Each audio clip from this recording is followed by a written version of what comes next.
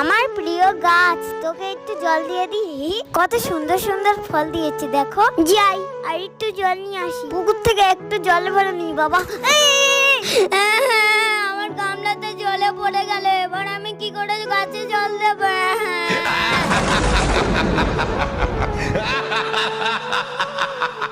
কি হয়েছে তোমার? তুমি কাঁদছো কেন এখানে বসে?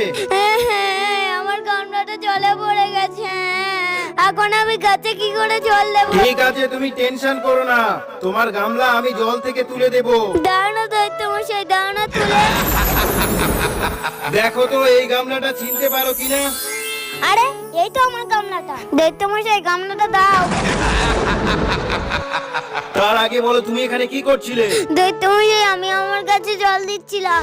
বাহ, এ তো খুব ভালো কথা। এই নাও তোমার গামলা, তুমি একটা ভালো ছেলে। এই দৈত্য মশাই চলে গেল। যাই বাবা, বাড়ি চলে যাই।